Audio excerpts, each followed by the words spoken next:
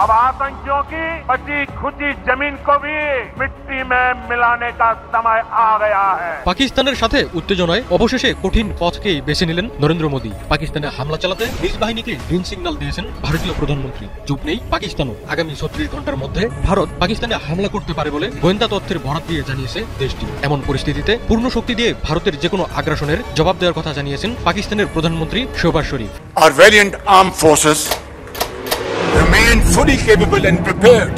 ভারতের বিরুদ্ধে পাকিস্তান যে ছেড়ে কথা বলবে না তার আভাস এরই মধ্যে মিলতে শুরু করেছে। সীমান্তে সম্ভাব্য সব ধরনের প্রস্তুতি নিয়ে রেখেছে পাক সেনাবাহিনী। তবে ভারতের যে দিকটি নিয়ে সবচেয়ে বড় ভয় সেই বিমান হামলা ভণ্ডুল করে দিতে এমন এক ব্রহ্মাস্ত্র পাকিস্তান সীমান্তে নিয়ে এসেছে যা অবাক করার মতোই।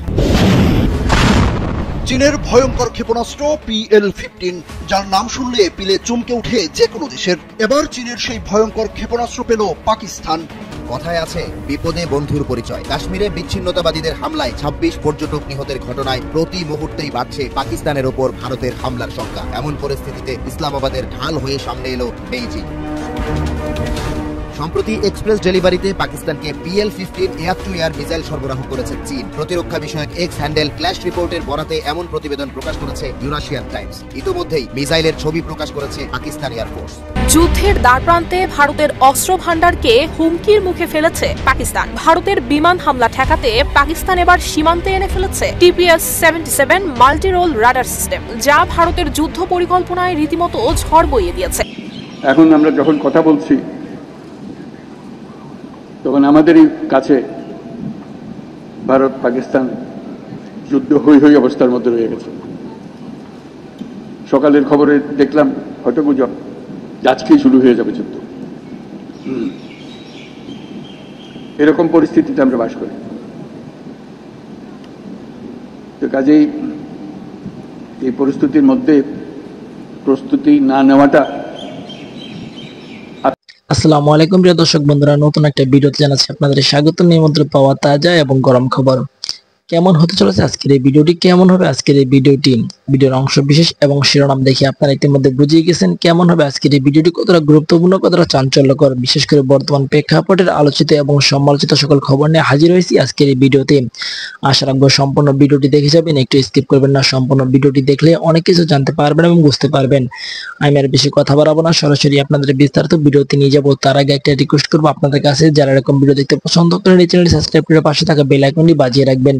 ইতিমধ্যে যারা সাবস্ক্রাইব করে দিয়েছেন তাদের জানাচ্ছি অসংখ্য ধন্যবাদ। চলুন এই ভিডিওতে লাইক করে দিয়ে আমরা বিস্তারিত ভিডিওগুলো মোবাইলের স্ক্রিন থেকে ধারাবাহিকভাবে একের পর এক দেখে আসি।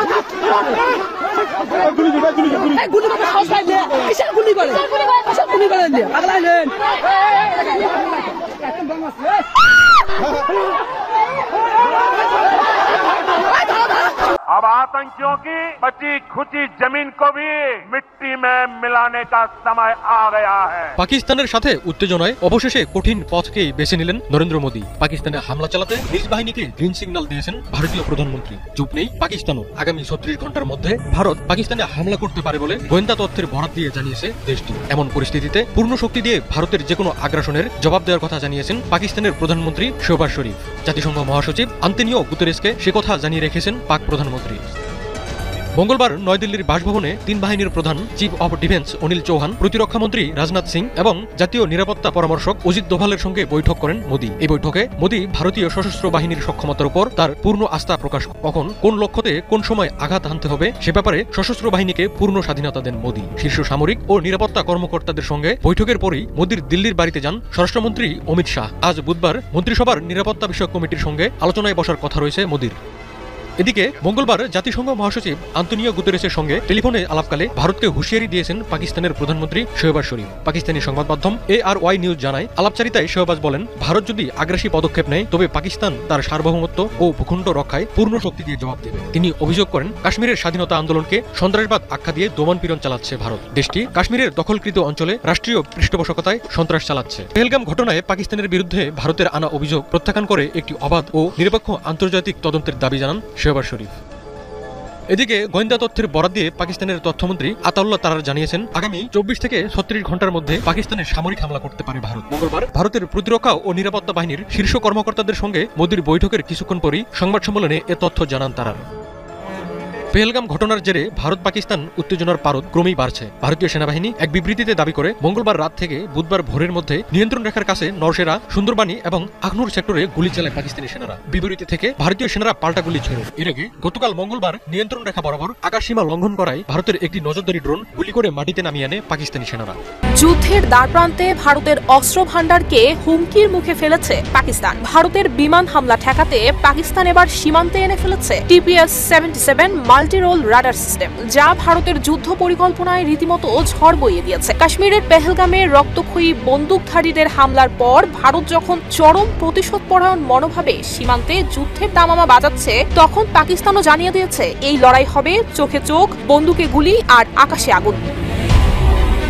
TPS-77 এমন এক রাডার সিস্টেম যা একাধারে আকাশ, ভূমি এবং বিমান চলাচলের প্রতিটি গতি প্রকৃতি নজরে রাখতে সক্ষম। আর এটি এখন ভারতের প্রতিটি যুদ্ধ বিমানের জন্য ভয়াবহ দুশ্চিন্তার কারণ। বিমান হামলার ছক শুরু হওয়ার আগেই পাকিস্তান তা ধরে ফেলতে পারবে, এটাই ভারতের ভয়ের কেন্দ্রবিন্দু। এতেই থেমে নেই ইসলামাবাদ। সীমান্ত ঘেঁষে ইলেকট্রনিক ওয়ারফেয়ার ইউনিট মোতায়েন করেছে পাক সেনাবাহিনী। ভারতের ফিরোজপুর সেক্টরের বিপরীতে নজরদারি শক্তিশালী করতে নেওয়া হচ্ছে একের পর এক কড়া পদক্ষেপ। ভারতের প্রতিটি নড়াচড়া এখন পাকিস্তানের নজরে, এটাই এবার বার্তা দিল শেহবাজ শরীফের দেশ।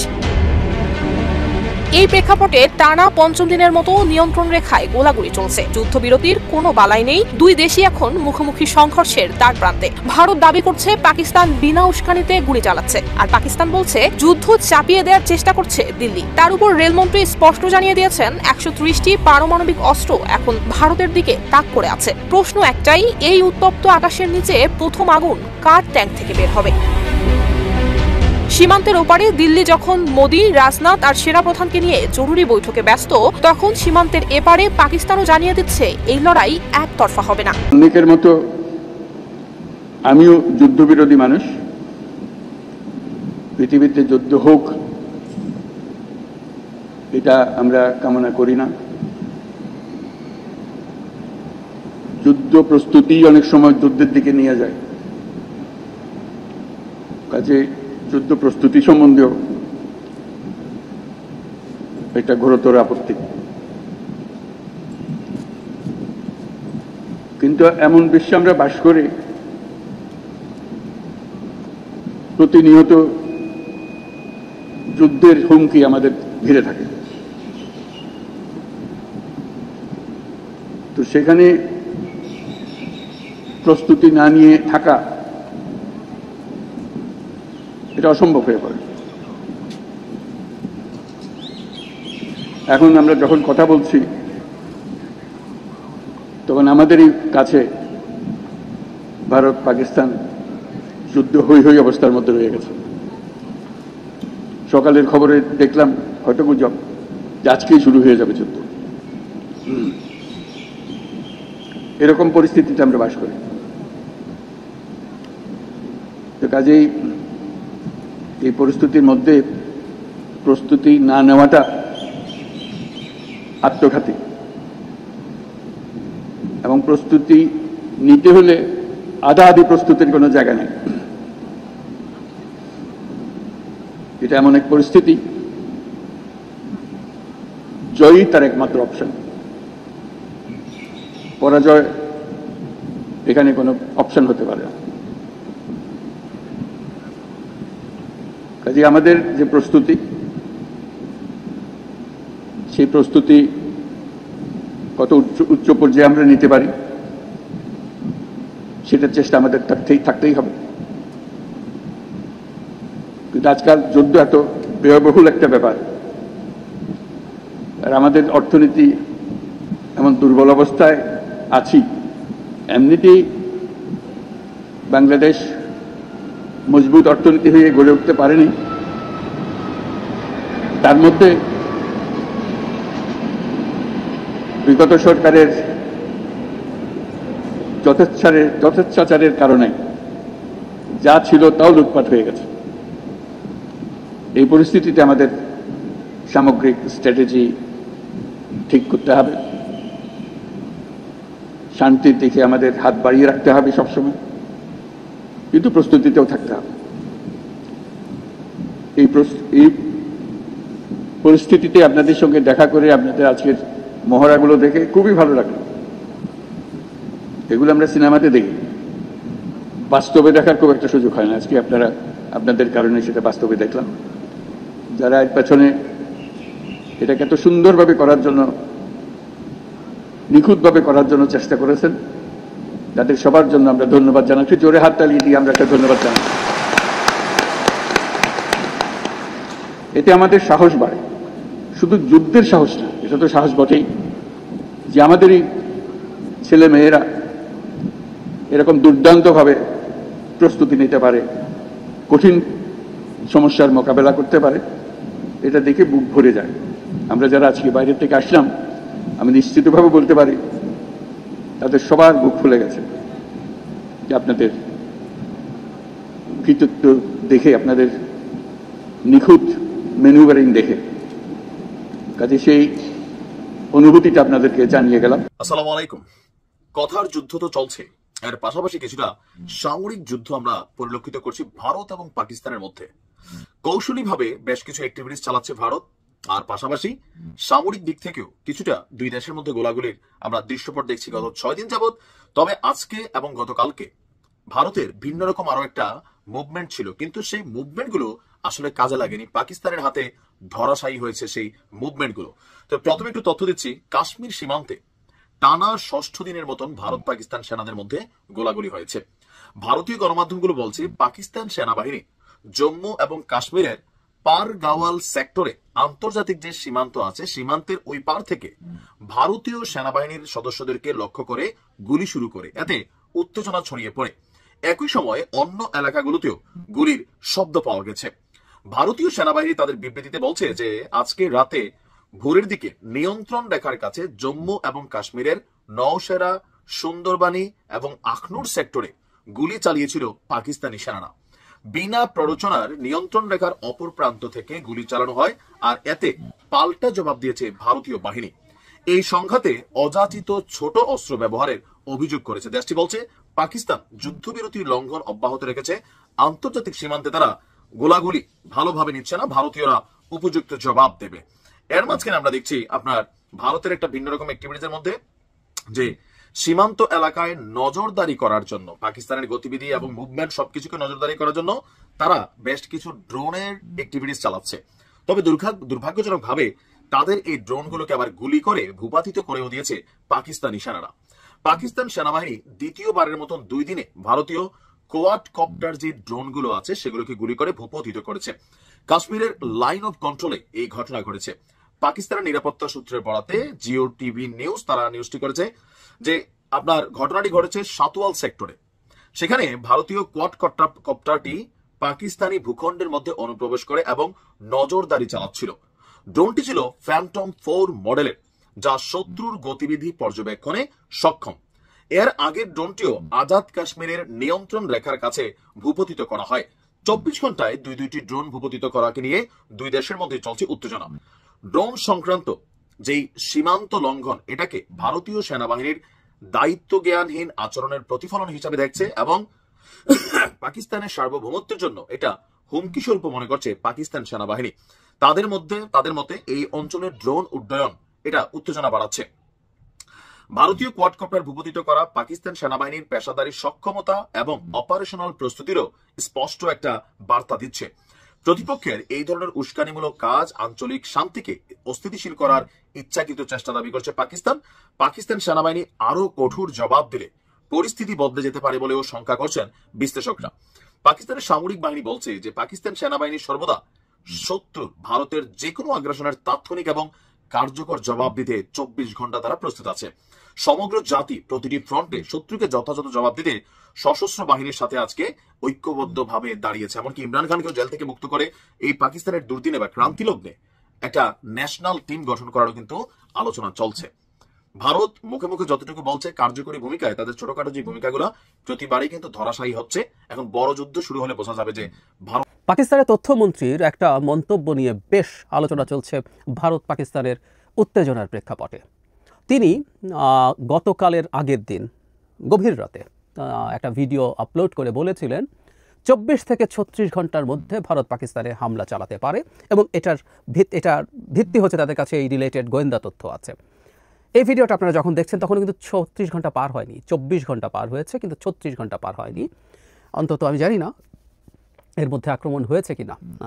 আমি যখন ভিডিওটা আপলোড করে রাখছি তখন পর্যন্ত, রাতের বেলা, তখন পর্যন্ত অন্তত সেরকম কিছু হয়নি, এবং সেরকম কিছু হবে বলেও আমার ঠিক মনে হয় না। তাহলে পাকিস্তানের তথ্যমন্ত্রী এই ধরনের একটা মন্তব্য কেন করছেন? তারও আগে কথাটা হচ্ছে, এ ধরনের মন্তব্য করার মতো যথেষ্ট ডেটা বা গোয়েন্দা তথ্য তাদের পক্ষে পাওয়া সম্ভব? উত্তর হচ্ছে খুবই সম্ভব। পাকিস্তানের নিজে ভূ নজরদারির স্যাটেলাইট আছে। আমি আগে একদিন আপনাদের জানিয়েছিলাম যে বাংলাদেশ একটা টেলিকম স্যাটেলাইট কিনে আকাশে পাঠিয়ে শেখ হাসিনার সময় যে ফালতু ফুটানি দেখিয়েছিল, সেই তুলনায় পাকিস্তান এইসব প্রযুক্তিগত দিক থেকে অনেক এগিয়ে আছে।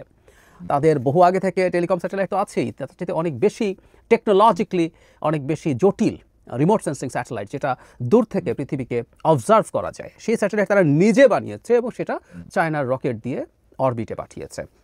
চায়না নিজের, পাকিস্তানের নিজের এমন স্যাটেলাইট আছে যেটার মাধ্যমে সে ভারতের এই যে সামরিক প্রস্তুতি সেটার খোঁজখবর নিতে পারে। তার চাইতেও জরুরি কথা, চায়নার সাথে তার যে ধরনের পার্টনারশিপ আছে, চায়নার তো অতি সেন্সিটিভ গোয়েন্দা স্যাটেলাইট আছে, ফলে তার পক্ষে তথ্য পাওয়া আসলে কোনো ব্যাপার না। সুতরাং তারা ভারতের যে আক্রমণ যদি তারা করে, সেটা ছোটোখাটো air strike, so-called surgical strike বা অন্য কোনো ধরনের স্থলেও যদি কিছু ভারী হামলা করার সম্ভাবনা থাকে, তো সেগুলোর মুভমেন্ট এগুলো খুব ইজিলি এখন দেখা যায়। আমরা নিশ্চয়ই জানি যে প্রতিটা দিন সেই ঘটনা, কাশ্মীরে যে পেহেলগাঁও যে ঘটনা ঘটলো, তারপর থেকে প্রতিটা দিন বর্ডারে স্মল আর্মস মানে অ্যাসল্ট রাইফেলের গোলাগুলি চলছে, গুলি চলছে। সুতরাং ওটা আছে, এটা খুব অভাবনীয় ব্যাপার না। মাঝে মাঝেই এই সীমান্তে এই ঘটনাগুলো ঘটে দুই বাহিনীর মধ্যে, কিন্তু ভারী কিছু এবং আক্রমণ হবে এই ধরনের একটা কথা বেশ কনফিডেন্টলি, আপনারা যদি তথ্যমন্ত্রীর বক্তব্যটা শোনেন দেখবেন তার বডি ল্যাঙ্গুয়েজে, তার ভয়েসের ইনফ্লেকশনে খুবই কনফিডেন্ট একটা ভাব আছে যে তিনি অনেকটাই নিশ্চিত তিনি করতে পারে বলছেন, কিন্তু তার টোনের মধ্যে এটা আছে। ভারতে আমরা এই জায়গায় আসবো যে আদতে শেষ পর্যন্ত এটা হবে কি না, কিন্তু ভারতে দেখলাম দুর্দান্ত উত্তেজনা তৈরি হয়েছে, এবং ভারতের একজন মানুষের আচরণ আমাকে খুব অবাক করেছে। তাতে বোঝা যায় যে এই উত্তেজনাটা কোন পর্যায়ে গেছে। আমি ধারণা করি আপনারা অনেকেই কারণ থাপারকে চেনেন, দ্য ওয়ারের হয়ে তিনি অনেক ইন্টারভিউ নেন, খুবই গুরুত্বপূর্ণ লোকজনের ইন্টারভিউ নেন, এবং আমি কারণ থাপারকে পছন্দ করি কারণ ভারতের এই একেবারে প্রায় ডুবে যাওয়া মিডিয়ার মধ্যে এই ভদ্রলোক এখনও সেন্সিবলি কথা বলেন, সেন্সিবলি ইন্টারভিউ নেন, এবং সব রকম মতামতের মানুষকে নিয়ে আসার চেষ্টা করেন। আমি একটু অফ টপিক হলেও বলে রাখি, 5 আগস্টের পর থেকে কারণ থাপার বাংলাদেশের কয়েকজনকে নিয়ে অত্যন্ত সেন্সিবলি প্রশ্ন করে বাংলাদেশের সত্যিকার অবস্থা বের করে আনার চেষ্টা করেছেন, একটা ট্রু জার্নালিজম যেমন হওয়ার কথা। আমি অবাক হলাম কারণ থাপার ভারত পাকিস্তান ইস্যুতে দুজন পাকিস্তানির ইন্টারভিউ নেওয়ার ক্ষেত্রে। একজন হচ্ছে নাজাম শেঠি, তিনি পাকিস্তানের বিখ্যাত সম্পাদক এবং তিনি পাঞ্জাবের কেয়ারটেকারের প্রধানও ছিলেন, এবং আরেকজন হচ্ছে national security adviser, I forgot his name, Imran খানের সময় ছিলেন পাকিস্তানের ন্যাশনাল সিকিউরিটি অ্যাডভাইজার, তিনি এখন একটা ইউনিভার্সিটির হেড মানে ভিসি হিসাবে আছেন সম্ভবত। কারণ থাপারের মতো মানুষ খুবই ইনটলারেন্ট হয়ে উঠছেন, এবং আমি অবাক হই প্রশ্ন করার চাইতে র্যাদার তিনি মনে হয় ভারতীয় হয়ে ডিবেট বলা মনে হয় ঠিক না পুরোপুরি, ঝগড়া করছেন এই পাকিস্তানিদের সাথে। তাতে আমি একটা জিনিস বুঝি যে ভারতে এই হামলাটা নিয়ে কী ধরনের পরিস্থিতি তৈরি হয়েছে। বিশেষ করে কারণ থাপারের মতো মানুষ, তিনি একজন প্রফেশনাল সাংবাদিক হলেও দিনের শেষে ভারতীয়, এবং এই উত্তেজনা তাকেও স্পর্শ করেছে। যাই হোক, যেটা বলছিলাম এই ইন্টারভিউগুলোর কথা একটা বিশেষ কারণে আনছি, কারণ পাকিস্তানের এক্স সিকিউরিটি অ্যাডভাইজার এখানে খুব ইন্টারেস্টিং একটা কথা বলেছেন, সেটা বলার জন্য সেটা একটু পরে বলছি। তার আগে মোদি কী করলেন সেটা একটু শুনি, সেটার সাথে এটা রিলেটেড। আমরা খেয়াল করেছি মোদি সিরিজ অফ বৈঠকস করছেন, তিনি রাজনীতিবিদদের সাথে করছেন, তিনি সরকারের লোকজনের সাথে করছেন, বাহিনীদের সাথে করছেন, বাহিনী প্রধানদের সাথে করছেন, নিরাপত্তা উপদেষ্টাদের সাথে করছেন, তার সরকারের মন্ত্রীদের সাথে করছেন, এবং একটা পর্যায়ে আমাদের সামনে একটা নিউজ আসে যে জনাব মোদি পাকিস্তানে স্ট্রাইক বা হামলা করার সক্ষমতা বা দায়িত্ব সব কিছু সিদ্ধান্ত নেওয়ার সব কিছু দায়িত্ব সেনাবাহিনীকে দিয়ে দিয়েছেন। মানে সেনাবাহিনী তার সুবিধা মতো ডিসাইড করতে পারবে কখন, কিভাবে, কতটুকু হামলা তারা পাকিস্তানে করবে, এই ব্যাপারে যেহেতু তাদেরকে দায়িত্ব দিয়ে দেওয়া হয়েছে। এটা দেখে কারো বা অনেকেরই মনে হচ্ছিল এটা একটা হামলার একদম প্রিলোড, হামলা করতে তারা প্রস্তুত হয়ে গেছেন, এরকম একটা আলাপ কেউ করছিলেন। কিন্তু যে বললাম, পাকিস্তানের ইমরান খানের সিকিউরিটি অ্যাডভাইজার কারণ থাপারের সাথে ইন্টারভিউতে রাদার ইন্টারেস্টিংলি বলছেন এটা আসলে ভারত হামলা থেকে পিছিয়ে আসছে তার একটা প্রমাণ। কারণ তার ভাষ্যমতে, আমার কাছে খুবই লজিক্যাল মনে হয়েছে, তার ভাষ্যমতে মোদি যখন সিদ্ধান্তটা নিজের কাছে রাখবেন তখন যেটা দাঁড়াবে, উনি যদি সিদ্ধান্তটা না নেন সেটা তার ব্র্যান্ডিংয়ের জন্য খুবই ক্ষতিকর হয়ে দাঁড়ায়। কিন্তু তিনি সিদ্ধান্তটা যখন মিলিটারিকে দিয়ে দেন, মিলিটারি যদি সেই সিদ্ধান্ত না নেয় সেটাতে তার সমালোচনা হতে পারে, কিন্তু মিলিটারি চিফ তো আর ভোট করতে যাচ্ছেন না। মিলিটারির অন্য জেনারেলরা বা অন্যান্য বাহিনীগুলো জেনারেলরা তো গিয়ে নির্বাচন করতে যাচ্ছে না, ভোটে যাচ্ছে না। সুতরাং তাদের প্রবলেম হওয়ার সম্ভাবনা নেই। এবং সেই ন্যাশনাল সিকিউরিটি অ্যাডভাইজারের ন্যাশনাল সিকিউরিটি অ্যাডভাইজারের ভাষ্য মতে এটা আদতে মোদি হামলা থেকে পিছিয়ে আসার জন্যই করেছেন। একই সাথে তাহলে আসলে এই প্রশ্ন ওঠে যে ভারত হামলা করতে পারে এরকম একটা তথ্য তাহলে আবার তথ্যমন্ত্রী কেন দিচ্ছেন? এর মধ্যে একটা খেলা থাকতে পারে বলে আমার ধারণা। মানে ভারত যদি এই ব্যাপারে, পাকিস্তান যদি এই ব্যাপারে নিশ্চিত হয়ে যায় যে ভারত আসলে হামলা করছে না, করবে না, তাহলে এই ধরনের একটা আলটিমেটাম দেয়া যাতে ভারতের উপর আবারও হামলার চাপ তৈরি হয়, সেটা তারা ছোটোখাটো একটা হামলা ভারতকে দিয়ে করানোরও প্রভোগ করার চেষ্টা। সেই কারণে, কারণ আপনি যখন জানেন কেউ এটা করবে না তখন এই ধরনের চাপ দেওয়া তো আসলে খুব রিস্কি বিজনেস না, সেটা একটা হতে পারে। আবার একই সাথে এটাও সত্য, ভারত হামলা করুক না করুক, ভারত ওখানে মুভমেন্ট তাদের রয়েছে। কারণ হলো আমরা এর মধ্যে পাকিস্তানের বরাত দিক থেকে একটা তথ্য পেয়েছি যে ভারতের 4টা রাফাল ফাইটারকে পাকিস্তান এয়ারফোর্স তারা তাড়িয়ে দিয়েছে, তারা সীমান্তের কাছাকাছি অঞ্চলে ছিল বলে বলছে। ভারত তার প্রস্তুতি রাখবে, সে তার প্রস্তুতি চেষ্টা করবে। একটা ড্রোন ভূপাতিত করার নিউজ আমরা পেয়েছি। এবং শুধু সেটা না, নানান রকম খবর। আমি পালকি শর্মার একটা ইয়েতে দেখছি যে তিনি দাবি করছেন টার্কি প্লেন ভরে ভরে অস্ত্র পাঠাচ্ছে পাকিস্তানে। যদিও নিউট্রাল সূত্রের খবর হচ্ছে এরকম, এটা পালকি নিজেও বলছেন। সেটা হলো একটা C-130, মানে টার্কি বলছে যেটা তাদের একটা C-130 পরিবহন বিমান, সেটা রিফুয়েলিংয়ের জন্য এসেছিল। অথচ ভারতে তার প্রোগ্রামেই বলছেন 4টা-5টা নাকি এসছে এবং অস্ত্র ভরে নিয়ে চলে এসছে। এবং টার্কির বিরুদ্ধে প্রচণ্ড, তুর্কিয়ে, আমাকে কেউ একজন আগে একদিন টার্কি বলার পর ধরিয়ে দিয়েছিলেন, এটা সত্য, এই দেশটার নাম এখন তুর্কিয়ে হয়ে গেছে। তো যাই হোক, তুর্কিয়ে পাকিস্তানের পক্ষে থাকবে, পাকিস্তানের পক্ষে চলে আসছে, এই ধরনের আলাপ হচ্ছে। তো সব কিছু মিলে এদিকের একটা ঘটনার ঘটার মতন মনে হচ্ছে। প্রশ্ন হচ্ছে এই 36 ঘন্টার যে টাইমের কথা বলা হচ্ছে বা তারপরও আরও সময় যদি যায়, ভারত কি পাকিস্তানে আক্রমণ করবে? সেই প্রথম দিন যে আলোচনাটা করেছিলাম আজকে এই ডেভেলপমেন্টের পর কি আমরা সেটা বলতে পারি? আমি এখনও মনে করি ভারত পাকিস্তানে সো-কল্ড সার্জিক্যাল স্ট্রাইক ধরনের আক্রমণ করার ওইটুকু করার সম্ভাবনাও বেশ কম। এখানে একটা যুদ্ধ যদি পরিস্থিতি তৈরি হয়, এখানে হু নোজ চায়না এখানে কতটুকু ইনভলভ হতে হবে। বিশেষ করে পাকিস্তানের মিলিটারি হার্ডওয়্যারের মূল সাপ্লায়ার চায়না, সুতরাং চায়নাকে এই সব সাপ্লাই করে যেতে হবে। এবং চায়না যদি যুদ্ধের মধ্যে সব সাপ্লাই করে, আমেরিকা ইন্ডিয়াকে সাপোর্ট করবে কিনা এই প্রশ্ন আসবে, বা চায়না ইনভলভ হওয়া দেখে আমেরিকা ইন্ডিয়াকে সমর্থন করার একটা প্রবণতা তৈরি হতে পারে। ইন্ডিয়া তার সাথে একটা অলরেডি মিলিটারি অ্যালায়েন্সে আছে, কোয়াডে, এর বাইরেও তাদের প্রচুর স্ট্র্যাটেজিক ইন্টারেস্ট আছে। এবং বিশেষ করে আমেরিকা ইন্ডিয়ার কাছে অস্ত্র বিক্রি করতে চায়, প্রকাশ্যেই বলেছে। এবং ইন্ডিয়া একটা এমার্জিং অস্ত্রের বায়ার। সুতরাং যেহেতু তার নিজের ডোমেস্টিক অস্ত্র প্রোডাকশনের অবস্থা ভালো কিছু না, তারা নিজেরা কিছু ক্ষেত্রে ট্রাই করেছে এবং এগুলো খুব বেশি সাকসেসফুল হয়ে ওঠেনি। ফলে আমেরিকা অস্ত্র বিক্রি করতে চাইবে। তো একটা যুদ্ধ বেঁধে গেলে এটা আমেরিকার জন্য ভালো, এবং আমেরিকা এখানে ভারতকে অস্ত্র নিয়ে এসে বিক্রি করে সাহায্য করার সমূহ সম্ভাবনা আছে। সো এটা বেশ এসকালেটেড হতে পারে, এটা দুই দেশই নিশ্চয়ই জানে।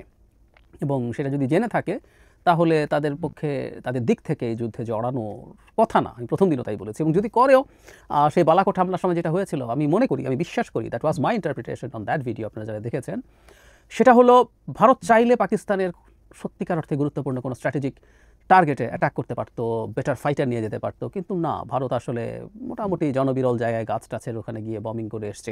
MiG-21 নিয়ে গেছে, যদিও তারা MiG-29 Su-30 তখনও ফুললি অপারেশনাল ছিল। ওই রকমই কিছু একটা হলেও হতে পারে। কিন্তু ওই যে সমস্যা যেটা দাঁড়িয়েছে আসলে বিজেপির রাজনীতি, বিজেপি একটা ফ্যাসিস্ট দল আমি মনে করি। কোনো একদিন সময় নিয়ে ধরে প্রত্যেকটা ক্রাইটেরিয়া মিলিয়ে দেখাবো। কিন্তু ফ্যাসিস্টদের কতগুলো বিষয় থাকে, একটা থ্রেট হাজির করতে হয় তাদের ন্যারেটিভের জন্য। পাকিস্তান, মুসলিমস থ্রেট আছে, এবং সেই শ্রেষ্ঠত্ববাদ, তাদের হিন্দুত্ববাদীরা তারা শ্রেষ্ঠ, এবং সেই শ্রেষ্ঠ জাতিকে হুমকিগুলোর বিরুদ্ধে বিজয়ী করে তুলবে একজন পাওয়ারফুল লিডার, নরেন্দ্র মোদী। তো নরেন্দ্র মোদীর এই ব্র্যান্ডিং তারা দীর্ঘদিন ধরে তৈরি করেছে। এখন পাকিস্তানের পাকিস্তানকে ব্লেম করে। একটা কথা মনে রাখতে হবে, পাকিস্তানের মানে যে 3 জন মানুষের কথা বলা হচ্ছে হামলা করেছে, তাদের মধ্যে 2 জন পাকিস্তানি এবং পাকিস্তান থেকে এসে কাজটা করেছে বলছে। সো পাকিস্তানকে যখন এইভাবে ব্লেম করা হয় তখন তো আসলে এক ধরনের সামরিক ব্যবস্থা নেওয়ার জরুরত তৈরি হয়, কিন্তু না নিলে আবার প্রবলেম। আবার পাকিস্তানকে ব্লেম করতে পারলে তার যে পলিটিক্যাল লেভারেজ পাওয়া যায় সেটা তো সে নিতে চাইলো। সো ওই একটা চাপের জায়গা আছে, এটা অলরেডি যেহেতু বলে ফেলেছে। কোনো তদন্ত না, পাকিস্তান রিপিটেডলি বলেছে তোমার কাছে যদি নিউট্রাল সোর্সের জিনিস থাকে তুমি দাও, আমরা দেখি, নিউট্রাল ইনভেস্টিগেটরদেরকে দাও। আমি দেখেছি পাকিস্তান এই কথাটা রিপিটেডলি বলেছে, জাতিসংঘ হোক বোর্ড হোক, নিউট্রাল ইনভেস্টিগেটরের কাছে তোমার দেওয়া তথ্য দাও, ভেরিফাই করুক, তারপর কথা হোক, তারপর যদি সমস্যা হয় then will take steps. Bharat এটা করছে না, কারণ এই সন্দেহ তো আসলে গোড়াতেই আছে, এটা একটা ফলস ফ্ল্যাগ অপারেশন, ভারত এটা নিজেই তার স্বার্থে করেছে। বটম লাইন, আমি মনে করি না মানে স্মল স্কেলেও যুদ্ধ টাইপের কিছু হবে। 2-1বার গিয়ে ভারত পাকিস্তানে বোমা ফেলতে পারে, পাকিস্তান ভারতে এসে বোমা ফেলতে পারে, খুব অল্প, 2 পক্ষেরই লাভ। পাকিস্তানের মিলিটারি আবারও তাদের কিছু সমালোচনা হচ্ছিল রিসেন্ট টাইমসে, তারা তাদের সেই প্রেস্টিজ রিগেইন করতে পারবে। আর ভারতের জন্য তো বিরাট লাভ, কিছু মুসলিম এসে হিন্দুদেরকে হত্যা করছে তার ধর্ম জিজ্ঞেস করে করে, হিন্দুত্ববাদী রাজনীতির জন্য তো অসাধারণ ব্যাপার। সামনে অনেকগুলো বিধানসভা নির্বাচন আছে। প্রিয় দেশবাসী, শুরু থেকে শেষ পর্যন্ত যারা এই ভিডিওটি দেখেছেন সকলকে জানাই অসংখ্য ধন্যবাদ। যারা এরকম নিউজ ভিডিও পেতে পছন্দ করেন তারা অবশ্যই এই চ্যানেলটি সাবস্ক্রাইব করে পাশে থাকা বেল আইকনটি বাজিয়ে দিবেন। যারা এখন এই ভিডিওটি শেয়ার করেননি, এই ভিডিওটি দ্রুত শেয়ার করে সকলকে দেখার সুযোগ করে দিন। আজকের মতন এই পর্যন্ত, দেখা হচ্ছে পরবর্তী কোনো ভিডিও নিয়ে ইনশাল্লাহ।